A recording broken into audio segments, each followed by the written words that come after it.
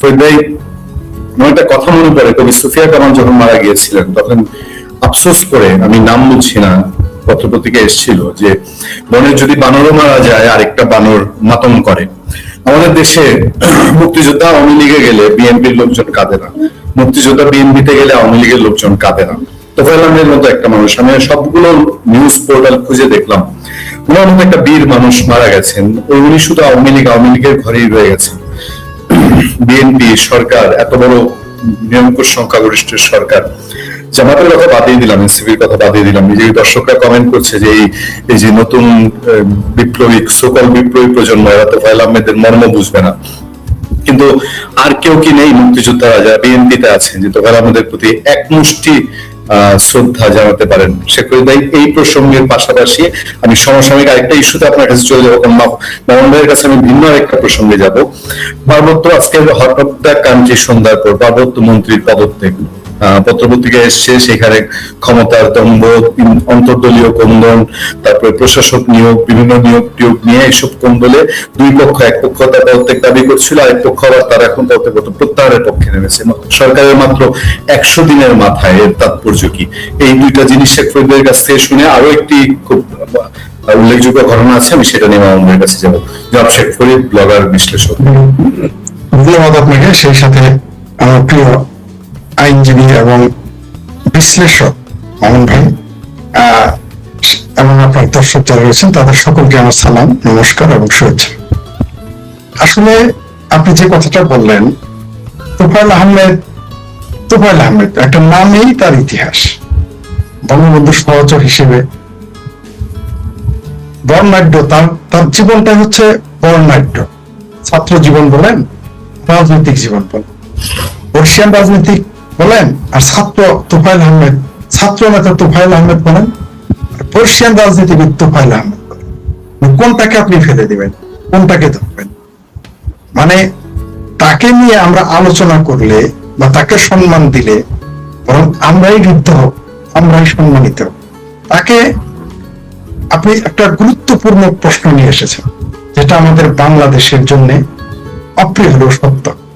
একজন মুক্তিযোদ্ধা, বিএনপির কোন লোক বিবৃতি দেয় নাই, জামাতে তো প্রশ্ন আসে তারা বিবৃতি দিলে কি না দিলে কি, সেটা আলাদা বিষয়, কারণ তারা তো মুক্তিযুদ্ধের বিরুদ্ধে, তারা বিবৃতি দিলেও তো আমাদের কিছু যায় আসে না। কিন্তু বিএনপির বা অন্য কোনো দলের আপনি দেখেন একটা বিবৃতি পর্যন্ত দেয় নাই। এটা আমাদের কিন্তু জাতীয় রাজনীতিতে সৌহার্দ্যের পরিণতা, আমাদের নিচতা প্রকাশ পায়। বাংলাদেশের ইতিহাস, আপনি যত বড় রাজনীতিবিদ হন, তোফায়েল আহমেদ 9 বারের এমপি, মন্ত্রী ছিলেন, উপদেষ্টা ছিলেন, একটি বড় দলের একটি সরকারের তিনি উপদেষ্টা ছিলেন। তার চাইতে বড় কথা, তিনি একজন বীর মুক্তিযোদ্ধা, বঙ্গবন্ধুর সহচর। যিনি বঙ্গবন্ধুর সহচর হন, এমপিত্ব মন্ত্রিত্ব দিলেই কি না দিলেই কি, তিনি তো ইতিহাসের অংশ হয়ে গেছেন। একজন আমি কালকে মন্ত্রী হয়ে যেতে পারি, মোহন ভাইকে কালকে মন্ত্রী বানালেন, আপনাকে কালকে মন্ত্রী বানানো হলো, আমরা হয়তো সরকারের অংশ হব, ইতিহাসের অংশ হবো না। কিন্তু তোফায়েল আহমেদ, তিনি যদি 9 বার এমপি নাও হতেন, তিনি কিন্তু ইতিহাসের অংশ। যেটা আমাদের সৈয়দ সাহেব বললেন যে বঙ্গবন্ধুর সাথে একেবারেই সহচর, যেমন তাকে কাছ থেকে চিনেন। আমার তো সেই সুযোগ হয়নি, কারণ আমার অত কাছে যাওয়ার সুযোগ হয়নি। তার আমি রাজ্জাক ভাই পর্যন্ত গিয়েছিলাম, তার কাছে যেতে পেরেছি, যদি তাকে ভাই বলে, সে তো আমার অনেক সিনিয়র। তারপরে যে বললেন যে বাপেও ভাই বলে, আমারও ভাই বলে, বিষয়টা এরকম। সেই হিসেবে আমরা আব্দুর রাজ্জাক সাহেবের কাছে যেতে পেরেছিলাম, সেটা আলাদা প্রসঙ্গ। তোফায়েল আহমেদ, তিনি ছাত্র রাজনীতিরও কিংবদন্তি, তিনি বাংলাদেশের মুক্তিযুদ্ধের ইতিহাসেরও কিংবদন্তি। তাকে আপনি হেয় করতে পারবেন না। আপনি তাকে সেলুট দিলেন কি দিলেন না, আপনি তাকে সম্মান দিলেন কি দিলেন না, এতে তার কিছু যায় আসে না। এতে আমরা যারা দেব না তাদের যায় আসে। কারণ ইতিহাস এভাবেই লেখা হবে যে যেই দেশে যে বাংলাদেশ সৃষ্টি করেছিল তার সহচর ছিলেন তোফায়েল আহমেদ, তাকে আজকে মামলা নিয়ে তাকে মৃত্যুবরণ করতে হবে। এটা আমাদের জন্য জাতীয় লজ্জা। তার সম্পর্কে অনেকে দেখি অনেক কথা বলে। আওয়ামী লীগের ভিতরে আপনি যেটা শিরোনাম দিয়েছেন যে অভিমানিত তোফায়েল আহমেদ, তার অভিমান করা আমি মনে করি না তিনি অভিমান করেছিলেন। একটা মানুষ 9 বার এমপি হয়েছে, মন্ত্রী হয়েছে, উপদেষ্টা হয়েছে, তার আর পাওয়ার চাওয়ার কি আছে? থাকার কথা ছিল না। তাই আমি মনে করি না যে তিনি খুব একটা অভিমান করেছিলেন, কারণ রাজনীতিতে কিছু ছন্দপতন ঘটতে পারে, তার বয়সও হয়েছিল। আর তিনি অবশ্যই আওয়ামী লীগের প্রতি নিবেদিত থাকাটাই স্বাভাবিক। এবং তিনি আওয়ামী লীগের প্রতি নিবেদিত যদি না হতেন, সেটাই অস্বাভাবিক হতো, আমরা বিস্মিত হতাম। বঙ্গবন্ধু সহচর হিসেবে মুক্তিযুদ্ধে তার যে অবদান, বঙ্গবন্ধুকে সাধারণ জনগণের, ছাত্র জনতার পক্ষ থেকে তিনি বঙ্গবন্ধু উপাধি দিয়েছেন, আরেক ইতিহাস তিনি হয়ে গেছেন। বঙ্গবন্ধুর নামে যেমন একটা ইতিহাস হয়েছে, তেমনি সেই নাম ঘোষণা করে তিনি ইতিহাস হয়ে গেছেন। তিনি একজন সংগঠক ছিলেন মুক্তিযুদ্ধে। তাকে আমরা যদি মূল্যায়ন না করি, তার কি যায় আসে? তার কিছুই যায় আসবে। আমাদের দুর্ভাগ্য যে আমাদের ভারতের দিকে তাকান, সেখানে তারা বিজেপির সাথে কংগ্রেসের সরাসরি বিরোধ, আদর্শগত বিরোধ, রাজনৈতিক ভাবে বিরোধ, সরকার বেসরকারি যখন যে অবস্থান থেকে সবসময় তাদের বিরোধ। কিন্তু আপনি দেখবেন করমচাঁদ মহাত্মা গান্ধী যখন জন্মদিন পালন করে, মৃত্যু দিবস পালন করে, তারা সেটা তখন ওই মুহূর্তে বিতর্ক করে না। বিতর্ক তারা করে যেখানে বিতর্ক করে, যেখানে সম্মান দেওয়ার সেখানে তারা দেয়। এটা হচ্ছে গণতন্ত্র। কিন্তু আমাদের এখানে আপনি আমার দলের না মানে আপনার সবকিছু অস্বীকার, আবার আপনি আমার দলের মানে আপনার যে যোগ্যতা নাই তা নিয়েও আমি বাড়াবাড়ি করি। এটা হচ্ছে আমাদের রাজনৈতিক সংস্কৃতি। এটা সংস্কৃতি বললে ভুল হবে, এটা রাজনৈতিক অপসংস্কৃতি। এর থেকে আমাদের বের হয়ে আসতে হবে। অবাক হয়ে গেছি যে বিএনপির মধ্যে যারা মুক্তিযুদ্ধ আছে, একজনের বিবৃতি দেন নাই, শোক প্রকাশ করেন নাই। এটা ভদ্রতার মধ্যে পড়ে না, এটা কোনো ভদ্রতার মধ্যেই পড়ে না। তিনি আওয়ামী লীগ করেন না বিএনপি করেন, তিনি বাংলাদেশের 9 বারের এমপি, মন্ত্রী, উপদেষ্টা, মুক্তিযুদ্ধের তিনি সংগঠক। তার মৃত্যুতে শোক প্রকাশ করতে ভয় পায় কি কারণে? কিন্তু আমরা দেখলাম যে পাকিস্তানের কোন জেনারেল মারা যায়, তাদের জন্য বাংলাদেশ থেকে রাষ্ট্রীয়ভাবে শোক প্রকাশ করা হয়। আমরা এও দেখলাম যে বাংলাদেশের জামাতের জন্য, স্বাধীনতা বিরোধী জন্য সংসদে শোক প্রস্তাব পাশ করা হয়েছে। আমরা দেখেছি এই সেই বাংলাদেশ। কি বিচিত্র, মানে ভাবতেই অবাক লাগে কোন দেশে বাস করি আমরা। উপর দিকে থুতু দিলে কিন্তু নিজের কাঁধেই পড়ে, এটা বাংলাদেশের রাজনীতিবিদেরা ভুলে গেছে। আপনি যদি আপনার প্রতিপক্ষকে সম্মান না দেন, আপনাকেও তো সম্মান দিবে না, তাহলে বিষয়টা কি দাঁড়ালো রাজনীতিতে? যাই হোক, আমি ওই বিষয়ে আর যাচ্ছি না। তাকে নিয়ে আপনি আলোচনা করে, তাকে নিয়ে বইয়ের পর বই লিখতে পারবেন। আপনারা যারা দেখেছেন তারা তো লিখতে পারবেন, আমরা যার সম্পর্কে পড়েছি আমরাও লিখতে পারবো। এত বড় বর্ণাঢ্য জীবন তাকে নিয়ে গ্রন্থ রচনা করেন না। এই তোফায়েল আহমেদকে যখন তোফায়েল আহমেদকে নিয়ে যখন বিবৃতি দেন সরকার, সরকারি লোক, কেউ বলতে পারতো, ব্যক্তিগত ভাবে তো কিছু বলতে পারতো, যেখানে কোথাকার কোন হাতি তাকে নিয়ে বাংলাদেশ তোলপাড় হয়ে যায়, কোথাকার কোন আবু সাইদ তাকে নিয়ে তোলপাড় হয়ে যায়, তোফায়েল আহমেদের নাম নিতে আমাদের বাংলাদেশের রাজনীতিবিদেরা মুখে ব্যথা পায়। যাই হোক, এটার ক্রিয়া প্রতিক্রিয়া সবই আছে, এটা ঠিক না, এটা থেকে বেরিয়ে আসতে হবে। চিটাগাংয়ের মন্ত্রীর যে পাহাড়ের যে মন্ত্রীর কথা বললেন, আপনি ঠিকই বলেছেন যে সেখানে 3টা আলোচনায় শোনা যায়, দলীয় দ্বন্দ্ব, ক্ষমতার দ্বন্দ্ব, সরকারের সাথে বিরোধ, মতবিরোধ, এমনকি প্রশাসক নিয়োগ, এগুলো নিয়ে তাদের মধ্যে দ্বন্দ্ব হয়েছে। এই দ্বন্দ্বের প্রতিক্রিয়া তার পদত্যাগ এখনো গ্রহণ করা হয়েছে কিনা আমি জানি না। শুনেছি আবার থেকে ফিরিয়ে আনা হতে পারে।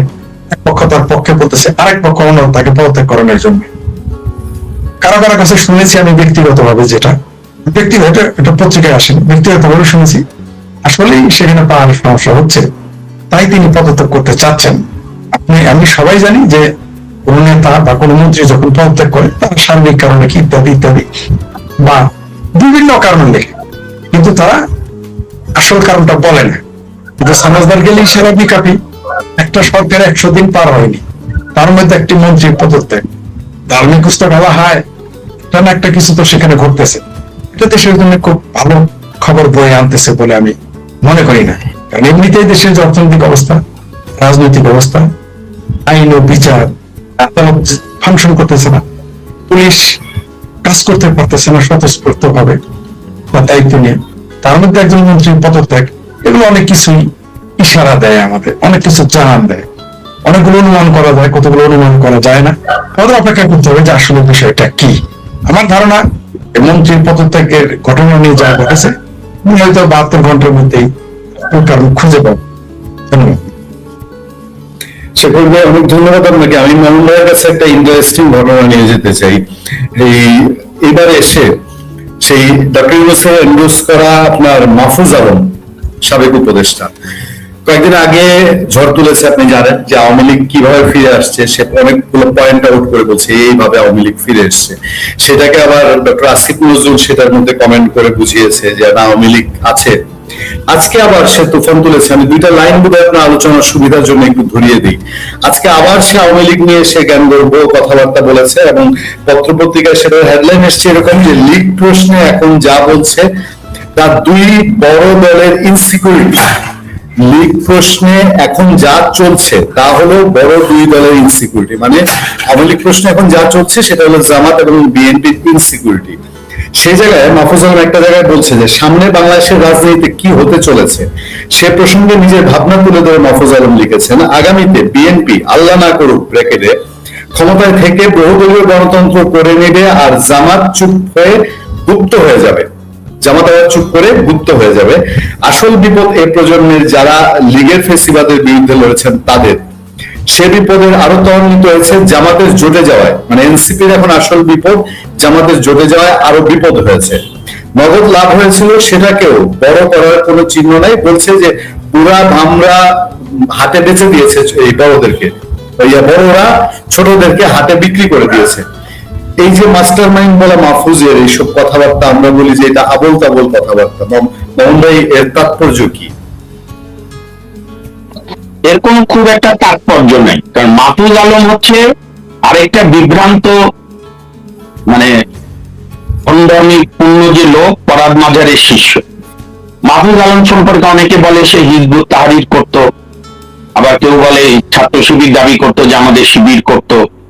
এগুলো নিয়ে আমার কোনো মানে আগ্রহ নেই। হ্যাঁ, 5ই আগস্টের পরে আমরা যেরকম 91-তেও চেয়েছিলাম, 2006-এও চেয়েছিলাম যে আওয়ামী লীগ এবং বিএনপির বাইরে একটা ভালো রাজনৈতিক শক্তির দ্বারা, কারণ গণতন্ত্রে মিনিমাম কাছাকাছি ক্ষমতা সম্পন্ন 3-4টা রাজনৈতিক দল না থাকলে দ্বিদলীয় বৃত্তের মধ্যে গণতন্ত্র বারবার ক্ষত বিক্ষত হয়। বাংলাদেশে তাই হচ্ছে। তো সেটি তো 91-এর পরে বামপন্থীরা নিজেদের মধ্যে, মানে 10টা লোক তো 12টা মত, সেইটা তো তাদের ক্ষয়িষ্ণু হয়ে গেল। আর জামাত কিন্তু অনেকেই অনেক ধরনের কথা বলে। আমি আপনাকে একদিন সময় পেলে ভোটের তথ্য প্রমাণ দিয়ে বলবো, জামাত 1970-এর ভোটও যা ভোট পেয়েছিল বর্ডার এরিয়ায়, এবারও তাই পেয়েছে। এবং ইউনূস যদি এই ক্ষমতার ফানুষ না দেখাতো এবং ইউনূস যদি জামাতকে সব ধরনের ক্ষমতার ব্যবহার করার সুযোগ না দিত এবং আওয়ামী লীগ নির্বাচনে অংশগ্রহণ করলে, কোন মানে ইভেন শেখ হাসিনা ছাড়া, মানে আওয়ামী লীগ দল হিসেবে নির্বাচনে অংশগ্রহণ করলে জামাত থার্ড হতো বা ফোর্থ হতো অনেক পর। আর বড় যে দুটি দল বলছেন আপনি, ও বোধহয় লিখেছে মাহফুজ। প্রথম কথা, জামাত আর বিএনপি আওয়ামী লীগ 3টা দল এক স্ট্যান্ডার্ডে না। জামাত রাজনৈতিক ভাবে তার আদর্শ আপনি পছন্দ করেন না করেন, কিন্তু জামাত একটা আদর্শ ভিত্তিক দল, তার সে যে আদর্শই হোক। সুতরাং সে যুগে যুগেই থাকে। ক্ষমতায় না থাকলে বা ইউনূসের মতো গডফাদাররা না থাকলে তারা শরীর শুকনা হয়ে যায়, ক্ষমতা থাকলে দাপট বাড়ে, যেরকম আমরা লাস্ট 12 ফেব্রুয়ারি নির্বাচনের আগ পর্যন্ত দেখেছি জামাত। আমি একটু যোগ করি মামুন ভাই। আজকে জামাতের একজন এমপি আপনার পটুয়াখালীতে বাউফলে সম্ভবত, ওখানে বলেছে যে আমি ওসিকে 2 ঘন্টার মধ্যে সরিয়ে দিয়েছি, মেজরকে সরিয়ে দিয়েছি। হ্যাঁ, মানে চিনে নিতে হবে। মাসুদ নামে এক এমপি, মানে তারপরে যে বয়ান এসছে, শিবিরের সভাপতি ছিল। এখন এরকম দাপটালা এমপি আমরা বহু দেখেছি, বহু মন্ত্রী দেখেছি, 20 মিনিটে পালিয়ে গেছে। এগুলো হাস্যকর, এগুলো হচ্ছে সেলফ কনফেসড, আত্মস্বীকৃত অপরাধ। আমি যে আলোচনাটা করছিলাম সেটা হচ্ছে যে আওয়ামী লীগ এবং বিএনপি কিন্তু ঘুরে ফিরে এই ইউনূসের সীমাহীন ব্যর্থতা, মুক্তিযুদ্ধের দিকে না থেকে মুক্তিযুদ্ধকে চরম অপমান করা, পাকিস্তানের দিকে বাংলাদেশকে ধাবিত করার অপপ্রয়াস, মৌলবাদী ধর্মান্ধ জামাতকে ক্ষমতায় আনার প্রয়াস, এগুলো সব করতে গিয়ে যেটা হয়ে গেছে সেটা হচ্ছে বাংলাদেশের রাজনীতি আবারও ঘুরপাক খাচ্ছে। আপনি চান আর না চান, কেউ চাক আর না চাক, সেটা হচ্ছে বাংলাদেশ জাতীয়তাবাদী দল বিএনপি এবং আওয়ামী লীগের নীতি। এখন এই দুটি দলের তাদের নিজস্ব বুঝবার বিষয় যে একে অপরকে চরম ঘৃণা করে কি আমরা যুদ্ধ সারা জীবন চালিয়ে যাব, নাকি মিনিমাম রাজনৈতিক একটা সেটেলমেন্টে পৌঁছে রাজনৈতিক ভাবে একে অপরকে মোকাবেলা করব, যার বিরুদ্ধে ফৌজদারি অপরাধ আছে তাদের প্রচলিত আইনি বিচার হবে। এই সিদ্ধান্তগুলো এখন বিএনপিরও নিতে হবে, আপনার আওয়ামী লীগেরও নিতে হবে। ধরেন জামাত যেরকম বলে, আপনাকে আমি একটা কথা বলি পূর্ণিয়া, আপনার শেখ হাসান হাফিজের কথা মনে আছে? বিখ্যাত কবি আমাদের, যে জলে আগুন জলে কবিতা লিখেছিল। তো তার একটা বিখ্যাত কবিতা আছে না, এখন যৌবন যার মিছিলে যাবার তার শ্রেষ্ঠ সময়, এখন যৌবন যার যুদ্ধে যাবার তার শ্রেষ্ঠ সময়। এখানে সংসারই থাকে, সংসার বিভাগী থাকে, কেউ আসে রাজপথে সাজাতে সংসার, কেউ বা রাজপথে খনিতে সব। জি, তো সেরকম যে কোনো গণঅভ্যুত্থানে নানা শক্তি থাকে, স্বাধীনতা বিরোধীরাও থাকে, এরশাদ বিরোধী আন্দোলনও ছিল, দুই নেতৃত্বে 8 দল 7 দল ছিল, মেমন ভাইদের নেতৃত্বে 5 দল ছিল, অন্যান্য দল ছিল, আবার জামাত ইসলামও পিছু পিছে ছিল, এবারও জামাত গুপ্তের মতো ছিল। কিন্তু অনেক সাধারণ মানুষও ভোটের জন্য আপনার প্রার্থনা করেছে, মানে ভোটের জন্য আন্দোলনে নেমেছে যে এনাফ ইজ এনাফ, এই বারবার নির্বাচনের নামে খেলা হবে। এখন আপনি জামাত যেরকম মনে করে যে ওরাই আন্দোলনের চ্যাম্পিয়ন, আসলে তো তা না। জামাত আন্দোলনে আছে এটা জানলে সাধারণ মানুষ আন্দোলনই নামতো না।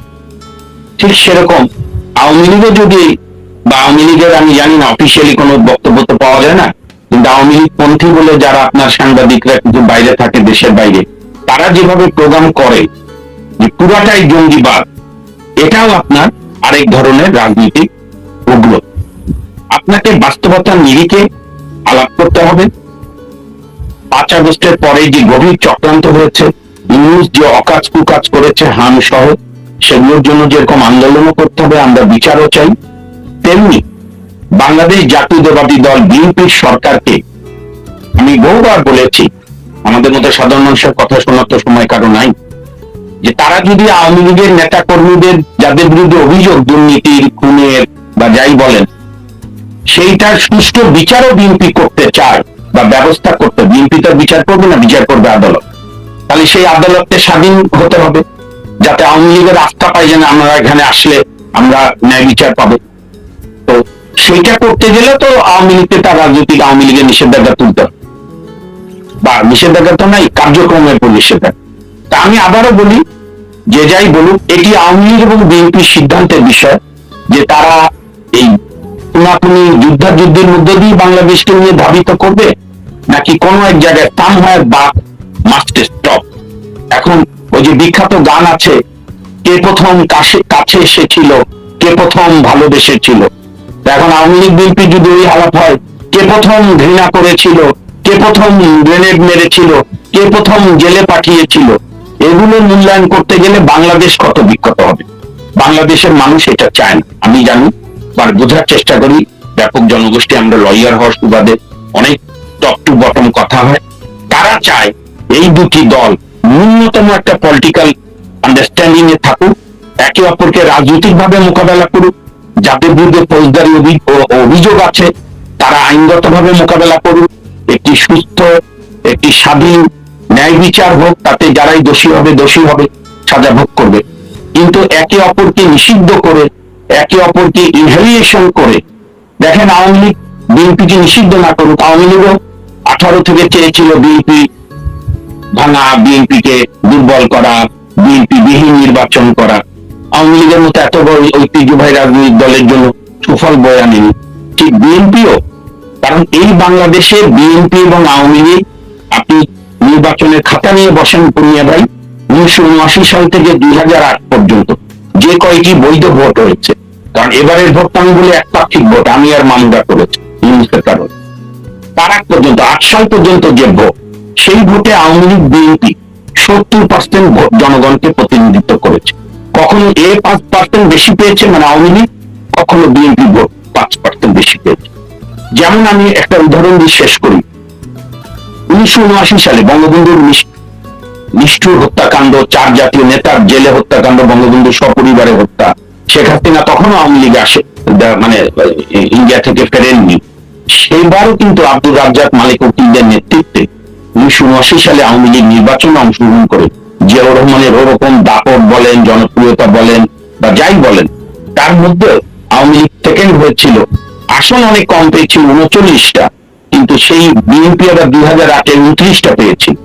সেরকম আওয়ামী লীগ 39টা পেলেও ভোটের পার্সেন্টেজ আওয়ামী লীগের সঙ্গে বিএনপি বোধে ছিল 10 থেকে 11%। 2008-এও তাই হয়েছে।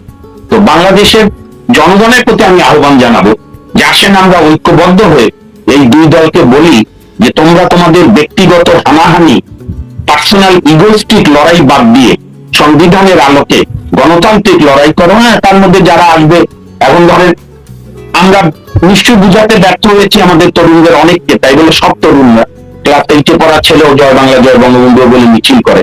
আমাদের একটা ইদানিং রাজনীতিতে কালচার, গত 20-25 বছরই, যে যখন ক্ষমতায় থাকে মনে করে সব লোক তার।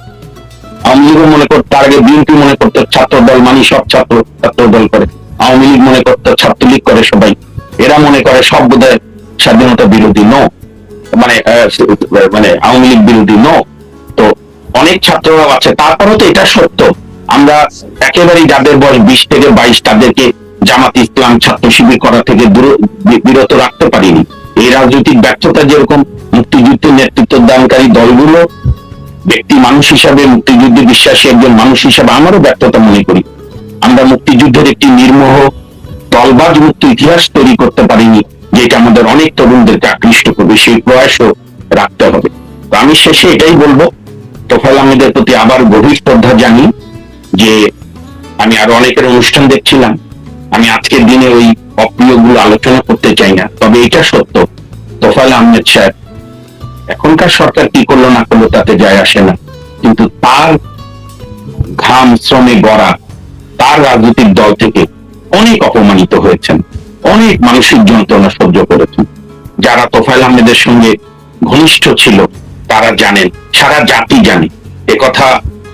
মানে বলে না, অন্ধ হলে প্রলয় বন্ধ থাকে না, বড় পাখির মতো বালিতে মুখ গুজে আপনার এগুলো হয় না। এগুলো আমাদের ঐতিহাসিক রাজনৈতিক ভুল। আমাদের নেতা নেত্রীদের যখন রাজনীতি, দল, আদর্শ বাংলাদেশের উপরে পার্সোনাল ইগো হয়ে দাঁড়ায়, যে কারণে আমরা রাজ্জাক সাহেবের বেলাও অনেক অবহেলা দেখেছি, তোফায়েল আহমেদের বেলাও দেখলাম। এই সরকার তো অবহেলা করবে, তার তো কোথায় সে মুক্তিযুদ্ধের পক্ষে একবার বলে, আবার যেটা ঠিকই বলেছে, আদালতের রায় চিহ্নিত, মানে সর্বোচ্চ আদালত থেকে ঘোষিত যুদ্ধ অপরাধীদের যাদের ফাঁসি হয়েছে, বাঙালি জাতির দীর্ঘদিনের দাবি, শহীদ জননী জাহানারা ইমামের দাবি, অসংখ্য শহীদদের পরিবারের দাবি, তাদের সেই চিহ্নিত যুদ্ধ অপরাধীদের আবার মুক্তিযুদ্ধের অন্যতম বীর বিক্রম দাবিদার স্পিকার মেজর হাফিজ সাহেবের সভাপতিত্বে তাদের নিয়ে শোক প্রস্তাব হয়। ইতিহাস এইটাকেও কালো দিন হিসেবে মনে রাখবে। ধন্যবাদ। ধন্যবাদ। আমি অনুষ্ঠানের শেষ দিকে চলে যাচ্ছি, প্রায় শেষের পর্যায়ে। আমি আরেকটা ছোট মতামতের জন্য আপনার কাছে আসবো। এর আগে শেখ ফরিদ ভাইয়ের কাছে একটু যেতে চাই। ফরিদ ভাই, আপনার কাছে আমার জানার আগ্রহ, আপনি খুবই মজাদার আপনার সব সুলভ ভঙ্গিতে ডক্টর ইউনূস সম্পর্কে, তার শাসন, তার উপদেষ্টা পরিষদ এবং একটুখানি পুনিয়া ভাই, জি জি জি জি ভাই 5 সেকেন্ড। ফরিদ ভাই, আমি আপনার কাছে আপনার ভাই হিসাবে অনুরোধ করি, আপনি তো অসাধারণ বলেন, কিন্তু আজকে একবারও শুনিনি, একটু আপনার ভাবি ছেলেদের নিয়ে বলেন। আপনার সাথে বোধহয় আমারও মতের মিল হয়েছে যে আমি ওই প্রচারটাই ফরিদ ভাইকে দিচ্ছি, যে ফরিদ ভাই তার সব সুলভ ভঙ্গিতে। এখন ডক্টর ইউনূস সাহেব ফ্রান্সে গেছেন ফরিদ ভাই, তো আগে তো যে নিয়ে যেতেন সাথে লটবহর নিয়ে যেতেন, নিবন্ধনহীন এনসিপির নেতাদের বিশ্বের দরবারে গিয়ে দেখাতেন বাংলাদেশের সব চেঞ্জ করে দিচ্ছে। এবারও তিনি ফ্রান্সে গিয়ে ফ্রান্সের মন্ত্রীর সাথে সংলাপে বলেছেন যে বাংলাদেশে তরুণরাই এখন নেতৃত্ব দিচ্ছে, তরুণদের এবার কিন্তু আর সাথে নেন নাই। মানে তরুণদেরকে তো উনি এখনো শেল্টার দিচ্ছেন নাকি? এখনো তো এনসিপি কে উনি শেল্টার দিচ্ছেন, আমরা যতটুকু শুনি, নাকি শেল্টার দিচ্ছেন না? উনি কি আগামীতে এনসিপি তে যোগ দিবেন? এনসিপি থেকে কিন্তু তাকে বলছে যে আপনি প্রাসাদে না থেকে আপনি রাজপথে নেমে আসেন। কি করছেন উনি ফ্রান্সে গিয়ে, আপনার কি ধারণা? এখন আমার ভাবির পোলাদের, এখন ভাবির পোলা বলতে স্বরূপ ভাই কেন জানেন, যে ভাবির মহিলারা জুতা পেটা শুরু করে দিয়েছে আমার ভাবির পোলাদের, এই লজ্জায় এখন আর ভাবির পোলা ফরিদ ভাই পর্তুগালেও, লিসবনেও, জি জি জি সব জায়গায়, মানে দেশে বিদেশে এখন আমি তো চিন্তা করতেছি এরা যদি বেচতে যায় সেখানে না কেউ জুতা মারে, ডিম মারে, এই চিন্তায় আছি এখন আর কি। যাই হোক, আর আমাদের ভাবির পোলাদের যে দাদু মশাই আছে, যার নাম বললেন, যাকে আমি আদর করে আদম ব্যাপারী বলি, অবশ্যই আমি কিন্তু শোনেন, মানুষের কিন্তু কর্মেই তার প্রমাণ হয়। যেমন যায় যে আম বেছে তারা বলে আম তারে, ঠিক আছে? জামাতিদের মানুষ মধুদি বলে, যে মধু বেছে তারে তার নাম। আজকে পরে একটু ইন্টারফেয়ার করি, ওই যে মাহফুজ আলম যে কথাগুলো বলছে, সেখানে একটা জায়গায় বলছে যে বড়রা ছোটদের বিক্রি করে দিয়েছে হাটে। মাহফুজ মিন করছে যে নিশ্চয়ই আমার ভাবির পোলাদের তারেক রহমানকে যে 7 বার বেচতে পারে, তা আমার ভাবির পোলাদের বিক্রি করবে না? জামাত আর ডক্টর ইউনূসের চাইতে আমার ভাবির পোলার অত বেশি চালাক হয় নাই। তাদের জামালপুর হাটে কিনবে, গাবতলী হাটে গিয়ে বিক্রি করবে, তাদের রাজশাহীর হাটে কিনবে, বরিশালের হাটে গিয়ে বিক্রি করবে, এটাই তো স্বাভাবিক। তাদের বিক্রি করা তো হবে। আমার ভাবির পোলার অত কম চালাক না, এরা তো কম চালাক না, মোটামুটি ডক্টর ইউনূসের সাথে থেকে শিখে ফেলেছে। অলরেডি আমার এক ভাবির পোলা তো বলছে যে আমেরিকার সাথে যে চুক্তি হয়েছে সে কিছু জানে না, সে নাকি ওই কিচেন নাকি চিকেন ক্যাবিনেট কি বলে আমি জানি না, আমার ভাবির পোলারা কি বলে। যাই হোক, কারণ আমি তো ওই ক্যাবিনেট ট্যাবিনেট বুঝি না, মন্ত্রী হই না, এমপি হই নাই, তাই ভুল ত্রুটি হইতে পারে, ক্ষমা করবেন। সে কিচেন নাকি চিকিৎসা বলে, আমি তো সেখানে ছিলামই না। আমার ভাবির পোলা তো না করে বল, কেউ তো কারোর সাথে শিয়ানা কম না, আমার ভাবির পোলারাও শিয়ানা কম না। জামাতও বলে যে আমরা এই চুক্তি জানি না। তো আল্লাহর অলির দল, এরা হলো টাটকা অলির দল, দুষ্ট লোকেরা শয়তান বলে, এদের তো টাটকা অলির দল, কি মিথ্যা কথা বলতে পারে? এদের কুকুরে যদি আপনি বলেন যে আমাদের 27 গুণ মিথ্যা কথা বলেছে, ডাক্তার মাসুদ মিথ্যা কথা বলেছে, পাটোয়ারি মিথ্যা কথা বলেছে, পাওয়ার নাকি পাওয়ার, মুসলমান নাম কিভাবে পাওয়ার হয় এটা বুঝলাম না। পাওয়ার নাম তো খ্রিস্টানদের হয়, ডেভিড পাওয়ার, এগুলোর নাম তো আগে পিছে খ্রিস্টানদের হওয়ার কথা। জামাতের নেতা নামের পিছিয়ে কিভাবে যে পাওয়ার হয় এটা তো আমি বুঝলাম। আমি জানি যে পাওয়ার, আমি আগে মনে হতো এটা নির্নির্বুদ্ধ বলে পাওয়ার হয় কি মুসলমানের নাম। আমার নামের আগে একটু কিছু পাইলেই তো জামাতের দিকে দৌড়াদৌড়ি শুরু করে, নাম এরকম কেন ওরকম কেন, পাওয়ার নাম মুসলমানের কিভাবে, যাই হোক সেটা তাদের ব্যাপার। তো আমার এই জামাতের তো টাটকা অলির দল হোক, শয়তানের দল হোক, এদের আমি মদুদের উম্মত বলি। কারণ মুসলমান হচ্ছে মোহাম্মদের, নবী মোহাম্মদের উম্মত, কিন্তু এরা হচ্ছে মদুদের উম্মত, মানে জামাতের যে প্রতিষ্ঠাতা তার উম্মত। এরা নিজের তো মুসলমান মনে করে না, কথাবার্তা তো শুনতে গেছেন, তবে তারা বেহেশতের টিকিট পর্যন্ত বিক্রি করে। মানে চাইনা শুনেছি আগে তারা 2 নম্বর জিনিস বিক্রি করে, জামাত এবার 2 নম্বর বেহেশত বিক্রি করা শুরু করে দিয়েছে। চাইনার সাথে প্রীতি বেশি কিছু শিখেছে সেখানে। যাই হোক, আপনি কিন্তু একটা কথা এড়িয়ে গেছে, সে হলো কার সাথে বেড়াতে গেছে সেটা কিন্তু বড়। ভাবির পোলাদের নাম নিতে পারে, কিন্তু ভাবির পোলাদের খালা কিন্তু বান্ধবীর কথা বলবেন। আপনারা বলতেছেন বান্ধবী, ওটা আমার ভাবির পোলাদের খালা, সে আমার সাথে না ঘুরে ঘুরে ডক্টর ইউনূসের সাথে কোন তো দেখি, অন্তত পক্ষে আপনার সাথে আমাদের অ্যাডভোকেট সাহেবের সাথে যদি ঘুরতে একটা কথা ছিল, এই বৃদ্ধ একটা লোকের সাথে আমার ভাবির পোলার খালারা ঘুরতেছে, এটা কোনো কথা? দুষ্ট লেগেরা কত কথা ছড়াইতেছে, আপনি জানেন। ওই বান্ধবীর যার চেহারা, ওই চেহারার সঙ্গে আমার ফরিদ ভাইকে ভালো মানাবে। যাই হোক, এখন এই যে ডক্টর ইউনূস সেখানে গিয়ে আমি টিকার অভাবে কতগুলো শিশু মারা গেল, 500 অলরেডি। হ্যাঁ, সরকারি হিসাব, এটা তো সরকারি হিসাব। বেসরকারি হিসাবে কত মারা গেছে আমরা এগুলো সঠিক তথ্য এখনো পাইনি। 500 না, মনে করেন 5 জন মারা গেছে, মিনিমাম তো একটা দুঃখ প্রকাশ করে। ধরেন আপনি এখন স্বাস্থ্যমন্ত্রী, আমার তো ধারণা আপনার কান্নাকাটি শুরু করে দিতেন, আপনি ক্ষমা চাইতেন যে আমার ভুল হয়েছে, এটা আমার ধারণা। তোমার ধারণা আমরা 3 জনের কেউ যদি এই স্বাস্থ্য মন্ত্রণালয়ের দায়িত্ব থাকতাম, আমরা নিজেরাই আত্মহত্যা করতাম, মারা যেতাম, হার্ট ফেল করে মারা যেতাম। আপনি সহ্য করতে পারতেন যে 500 শিশু আপনার হাতের, আপনার কারণে, আপনার অবহেলায় মারা যাবে? আপনি সুস্থ থাকতে পারবেন? পারবেন না। আপনার 2 জনে কেউ পারবেন, আমি তো পারবেন না, আমি তো জাস্ট হার্ট অ্যাটাক করে মারা যাবো। কিন্তু ডক্টর ইউনূস শব্দটি করে না।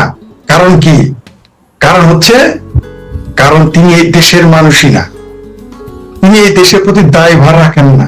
তার দায়ভার নাই। তিনি তো বলেছেন যে আমার ভাবির পোলারা তাকে নিয়োগ দিয়েছে, বলেন নাই? তিনি বলেছেন। আসিফ স্যার বলেছে যে তিনি এক কিছু জানেন না। খরিদ আক্তার নাকি, খরিদ আক্তার আমাদের প্রিয়, আমার একদা গুরু ফারুক জাহারের বিবি সাহেব খরিদ আক্তার, যার কারণে কিন্তু আমি কিন্তু চুল মস্ত রেখেছি, আমি কমরেড মঈনুদ্দিন খান বাদলের শ্রদ্ধা স্মরণে চুল কিন্তু আমি বড় করা শিখেছি এই ফারুক জাহারের কারণে। আপনি জানেন চুলে ঝুটি বাঁধা, এই চুলে ঝুটি বাঁধা আমি তাকে দেখে কপি করেছি। আমি কখনো চুল আমি চিন্তাই করি না, এমন ছিল বুদ্ধিজীবীরা রাখে, তারা এত কথা, আমি চুলটা একটু বড় করি। ঠিক আছে, সে ফ্রড মাজহারের স্ত্রী খরিদ আক্তার বলছে, প্রথমে বলছে আমি এটা ঠেকাতে পারলাম না, মানে ওই যে আমেরিকান চুক্তি। তারপরে কি বলেছে, জামাত বিএনপি সহ সকল